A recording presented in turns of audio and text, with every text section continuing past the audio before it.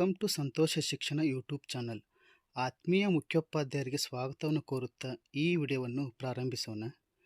ಈ ವಿಡಿಯೋದಲ್ಲಿ ವಿದ್ಯಾವಾಹಿನಿ ರಸಪ್ರಶ್ನೆ 2024-25. ಆತ್ಮೀಯ ವೃತ್ತಿ ಬಾಂಧವರೇ, ರಾಷ್ಟ್ರೀಯ ಶಿಕ್ಷಣ ನೀತಿ 2020 ಕಾರ್ಯಗತಗೊಳಿಸುವ ವಿಧಾನದಲ್ಲಿ ಕರ್ನಾಟಕವು ಕಾರ್ಯಪ್ರವೃತ್ತವಾಗಿದೆ. ರಾಷ್ಟ್ರೀಯ ಶಿಕ್ಷಣ ನೀತಿಯ ಪ್ರಮುಖ ಸೂಚಕಗಳಲ್ಲಿ ಒಂದಾದ ಭಾರತ ಕೇಂದ್ರಿತ ಶಿಕ್ಷಣ ಮತ್ತು ನಮ್ಮ ಶಾಲಾ ಮಕ್ಕಳಲ್ಲಿ ಭಾರತದ ಹೆಮ್ಮೆಯ ಪರಂಪರೆಯ ಬಗ್ಗೆ ಜಾಗೃತಿ ಮೂಡಿಸಲು ನಾಲೆಜ್ ಆಫ್ ಇಂಡಿಯಾ ಎಂಬ ಕಾರ್ಯಕ್ರಮವನ್ನು ಆಯೋಜನೆ ಮಾಡಲಾಗುತ್ತದೆ.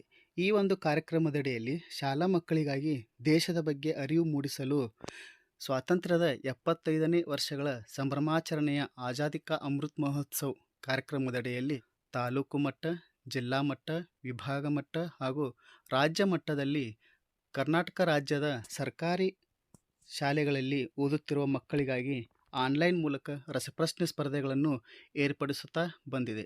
ಈ ದಿಸೆಯಲ್ಲಿ 2024-25ನೇ ಸಾಲಿನಲ್ಲಿಯೂ ಕೂಡ ಆನ್ಲೈನ್ ರಸಪ್ರಶ್ನೆಯನ್ನು ಆಯೋಜನೆ ಮಾಡಲು ವಿದ್ಯಾವಾಹಿನಿ ಪೋರ್ಟಲ್ನಲ್ಲಿ ಅವಕಾಶವನ್ನು ಕಲ್ಪಿಸಲಾಗಿದೆ. ರಸಪ್ರಶ್ನೆ ಸ್ಪರ್ಧೆಗೆ ಮಾರ್ಗಸೂಚಿಗಳು. ಪ್ರಥಮ ಹಂತದಲ್ಲಿ ಶಾಲಾ ಮಟ್ಟದಲ್ಲಿ ಆಯಾ ಶಾಲೆಯಲ್ಲಿ ಶಿಕ್ಷಕರು ತಮ್ಮ ಶಾಲಾ ವಿದ್ಯಾರ್ಥಿಗಳಿಗೆ ರಸಪ್ರಶ್ನೆಯನ್ನು ಹಮ್ಮಿಕೊಳ್ಳಬೇಕು. ಕಿರಿಯ ವಿಭಾಗ ಅಂದರೆ 5ರಿಂದ 7ನೇ ತರಗತಿ, ಹಿರಿಯ ವಿಭಾಗ ಎಂದರೆ 8ರಿಂದ 10ನೇ ತರಗತಿ. ಶಾಲಾ ಮಟ್ಟದಲ್ಲಿ ಪ್ರಥಮ, ದ್ವಿತೀಯ ಹಾಗೂ ತೃತೀಯ ಸ್ಥಾನ ಪಡೆದ ವಿದ್ಯಾರ್ಥಿಗಳ ಮಾಹಿತಿಯನ್ನು ವಿದ್ಯಾವಾಹಿನಿ ಪೋರ್ಟಲ್ನಲ್ಲಿ SATS ID ಮೂಲಕ ನಮೂದಿಸಬೇಕು. ನಮೂದಿಸುವಾಗ ಮೊಬೈಲ್ ಸಂಖ್ಯೆಯನ್ನು ಎಂಟರ್ ಮಾಡಬೇಕು. ರಸಪ್ರಶ್ನೆಗೆ ಪ್ರವೇಶ ಉಚಿತವಾಗಿರುತ್ತದೆ. ನೋಂದಣಿ ಸಮಯದಲ್ಲಿ ವಿದ್ಯಾರ್ಥಿಯು ಕ್ವಿಜ್ ಭಾಷೆಯನ್ನು ಆಯ್ಕೆ ಮಾಡಿಕೊಳ್ಳಬೇಕು. ನೋಂದಣಿ ಸಮಯದಲ್ಲಿ ವಿದ್ಯಾರ್ಥಿಯ ಪಾಸ್ವರ್ಡನ್ನು ನಮೂದಿಸಬೇಕು ಹಾಗೂ ಈ ಪಾಸ್ವರ್ಡನ್ನು ಮುಂದಿನ ರಸಪ್ರಶ್ನೆ ಸ್ಪರ್ಧೆಯಲ್ಲಿ ಆಡಲು ಉಪಯೋಗಿಸಿಕೊಳ್ಳಬೇಕು. ಎಲ್ಲ ನಮೂದುಗಳನ್ನು ನಿಗದಿತ ದಿನಾಂಕದ ಒಳಗೆ ನಮೂದಿಸಬೇಕು. ಇಲ್ಲಿ ಕಿರಿಯ ಹಂತ ಅಂದರೆ 5ರಿಂದ 7ನೇ ತರಗತಿ ಹಾಗೂ ಹಿರಿಯ ಹಂತ ಎಂದರೆ 8ರಿಂದ 10ನೇ ತರಗತಿ. ಹಾಗಾದರೆ ಆತ್ಮೀಯರೇ, ವಿದ್ಯಾವಾಹಿನಿ ಪೋರ್ಟಲ್ನಲ್ಲಿ ಶಾಲಾ ಮಟ್ಟದ ವಿಜೇತರನ್ನು ಹೇಗೆ ನೋಂದಾಯಿಸಬೇಕು ಎಂಬುದನ್ನು ನೋಡೋಣ. ಸರ್ಚ್ ಬಾರ್ನಲ್ಲಿ ವಿದ್ಯಾವಾಹಿನಿ ಎಂದು ಟೈಪ್ ಮಾಡಿ. vidyavahini.karnataka.gov.in ಎಂದು ಟೈಪ್ ಮಾಡಿ ಸರ್ಚ್ ಕೊಡಿ. ಸರ್ಚ್ ಕೊಟ್ಟಾಗ ಇಲಾಖೆಯ ಬಳಕೆದಾರರು ಎಂಬ ಪೇಜ್ ಓಪನ್ ಆಗುತ್ತದೆ. ಆತ್ಮೀಯರೇ, ಈಗಾಗಲೇ SDMC ಸರ್ವೆ ಕಾರ್ಯವನ್ನು ಈ ಪೋರ್ಟಲ್ನಲ್ಲಿ ಮಾಡಿದ್ದೇವೆ. ಅದೇ ಯೂಸರ್ ID ಪಾಸ್ವರ್ಡನ್ನು ನಮೂದಿಸಿ ಲಾಗಿನ್ ಆಗಬೇಕಾಗುತ್ತದೆ. ರಸಪ್ರಶ್ನೆ ಸ್ಪರ್ಧೆ 2024-25ಕ್ಕೆ ನೋಂದಣಿ ಈಗ ತೆರೆಯಲಾಗಿದೆ ಎಂಬ ಪೇಜ್ ಓಪನ್ ಆಗುತ್ತದೆ. ಕ್ಲೋಸ್ ಬಟನ್ ಮೇಲೆ ಕ್ಲಿಕ್ ಮಾಡಿ. ಕೆಳಗಡೆ ಸ್ಕ್ರಾಲ್ ಮಾಡಿ. ರಸಪ್ರಶ್ನೆ ಸ್ಪರ್ಧೆ 2024-25 ಅದರ ಮೇಲೆ ಕ್ಲಿಕ್ ಮಾಡಿ. ಅದರ ಮೇಲೆ ಕ್ಲಿಕ್ ಮಾಡಿದಾಗ ಕೆಳಗಡೆ ರಸಪ್ರಶ್ನೆ ಸ್ಪರ್ಧೆಯ ನಿಯಮಗಳನ್ನು ನಾವು ಓದಿಕೊಳ್ಳಬೇಕು. ಶಾಲಾ ಮಟ್ಟದ ವಿಜೇತರನ್ನು ನೋಂದಾಯಿಸಿ ಅದರ ಮೇಲೆ ಕ್ಲಿಕ್ ಮಾಡಿ. ಶಾಲಾ ಮಟ್ಟದ ರಸಪ್ರಶ್ನೆ ಸ್ಪರ್ಧೆಯ ವಿಜೇತರನ್ನು ನೋಂದಾಯಿಸಿ ಪೇಜ್ ಓಪನ್ ಆಗುತ್ತದೆ. 1. ಶಾಲೆಯ ಮುಖ್ಯ ಶಿಕ್ಷಕರ ಹೆಸರನ್ನು ನಮೂದಿಸಬೇಕು. 2. ಶಾಲೆಯ ಮುಖ್ಯ ಶಿಕ್ಷಕರ ಮೊಬೈಲ್ ಸಂಖ್ಯೆಯನ್ನು ನಮೂದಿಸಬೇಕು. ಶಾಲಾ ಹಂತದಲ್ಲಿ ಭಾಗವಹಿಸಿದವರ ಸಂಖ್ಯೆ. ಕಿರಿಯ ವಿಭಾಗ ಅಂದರೆ 5, 6, 7. ಹೀಗೆ 5ನೇ ತರಗತಿಯಲ್ಲಿ ಎಷ್ಟು ಮಕ್ಕಳು ಶಾಲಾ ಹಂತದಲ್ಲಿ ಭಾಗವಹಿಸಿದ್ದಾರೆ ಹಾಗೂ 6 ಮತ್ತು 7ನೇ ತರಗತಿಯಲ್ಲಿ ಎಷ್ಟು ಮಕ್ಕಳು ಶಾಲಾ ಹಂತದಲ್ಲಿ ಭಾಗವಹಿಸಿದ್ದಾರೆ ಎಂಬ ಸಂಖ್ಯೆಯನ್ನು ನಮೂದಿಸಬೇಕು.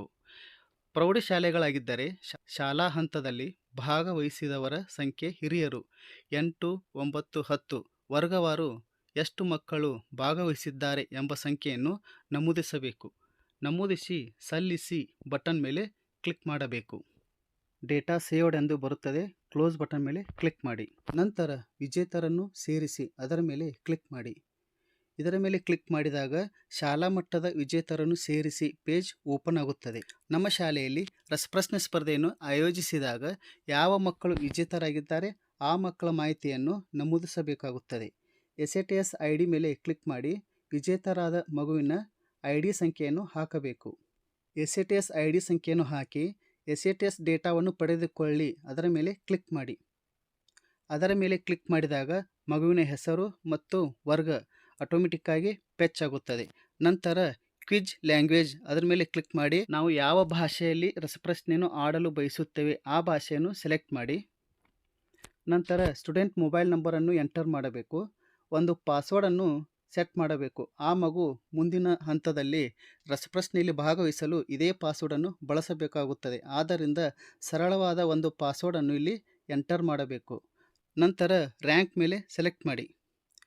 ಅಂದರೆ ಈ ಮಗು ನಮ್ಮ ಶಾಲಾ ಮಟ್ಟದಲ್ಲಿ ಯಾವ ಸ್ಥಾನದಲ್ಲಿ ವಿಜೇತನಾಗಿದ್ದಾನೆ ಎಂಬುದನ್ನು ಸೆಲೆಕ್ಟ್ ಮಾಡಬೇಕು. ಪ್ರಥಮ ಸ್ಥಾನ, ದ್ವಿತೀಯ ಸ್ಥಾನ, ತೃತೀಯ ಸ್ಥಾನ. ಎಲ್ಲ ಮಾಹಿತಿಯನ್ನು ಭರ್ತಿ ಮಾಡಿ ಸಲ್ಲಿಸು ಬಟನ್ ಮೇಲೆ ಕ್ಲಿಕ್ ಮಾಡಿ. 2024-25 ರಸಪ್ರಶ್ನೆ ಸ್ಪರ್ಧೆಗೆ ಯಶಸ್ವಿಯಾಗಿ ನೋಂದಾಯಿಸಲಾಗಿದೆ ಮೆಸೇಜ್ ಬರುತ್ತದೆ. ಕ್ಲೋಸ್ ಬಟನ್ ಮೇಲೆ ಕ್ಲಿಕ್ ಮಾಡಿ. ನೋಂದಾಯಿಸಿದ ಮಕ್ಕಳ ಶಾಲಾ ಮಟ್ಟದ ವಿಜೇತರ ಪಟ್ಟಿಯಲ್ಲಿ ಪ್ರದರ್ಶಿತವಾಗುತ್ತದೆ.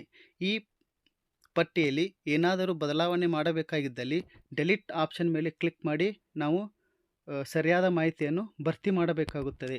ಈ ರೀತಿಯಾಗಿ ಶಾಲಾ ಮಟ್ಟದಲ್ಲಿ ವಿಜೇತರಾದ 3 ವಿದ್ಯಾರ್ಥಿಗಳನ್ನು ಕಿರಿಯ ವಿಭಾಗದಿಂದ ಹಾಗೂ 3 ವಿದ್ಯಾರ್ಥಿಗಳನ್ನು ಹಿರಿಯ ವಿಭಾಗದಿಂದ ಶಾಲಾ ಮಟ್ಟದ ವಿಜೇತರನ್ನು ನೋಂದಾಯಿಸಿ ಆಪ್ಷನ್ನಲ್ಲಿ ನಾವು ನೋಂದಾಯಿಸಬೇಕು.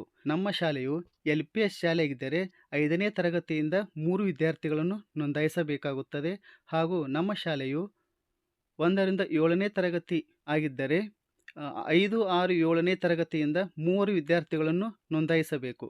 ನಮ್ಮ ಶಾಲೆಯು 1ರಿಂದ 8ನೇ ತರಗತಿ ಆಗಿದ್ದರೆ 5, 6, 7ನೇ ತರಗತಿಯಿಂದ 3 ವಿದ್ಯಾರ್ಥಿಗಳನ್ನು ಹಾಗೂ 8ನೇ ತರಗತಿಯಿಂದ 3 ವಿದ್ಯಾರ್ಥಿಗಳನ್ನು ನೋಂದಾಯಿಸಬೇಕಾಗುತ್ತದೆ. ಹಾಗೂ ನಮ್ಮ ಶಾಲೆಯು ಪ್ರೌಢಶಾಲೆಯಾಗಿದ್ದರೆ 8, 9, 10ನೇ ತರಗತಿಯಿಂದ 3 ವಿದ್ಯಾರ್ಥಿಗಳನ್ನು ನೋಂದಾಯಿಸಬೇಕಾಗುತ್ತದೆ. ಈ ರೀತಿಯಾಗಿ ಶಾಲಾ ಮಟ್ಟದಲ್ಲಿ ರಸಪ್ರಶ್ನೆಯನ್ನು ಆಯೋಜಿಸಿ ವಿಜೇತರಾದ ಮಕ್ಕಳ ಪಟ್ಟಿಯನ್ನು ನಾವು ವಿದ್ಯಾವಾಹಿನಿ ಪೋರ್ಟಲ್ನಲ್ಲಿ ನೋಂದಾಯಿಸಬೇಕು ಎಂದು ಹೇಳುತ್ತಾ ಈ ವಿಡಿಯೋವನ್ನು ಇಲ್ಲಿಗೆ ಮುಗಿಸುತ್ತೇನೆ. ಎಲ್ಲರಿಗೂ ಧನ್ಯವಾದಗಳು.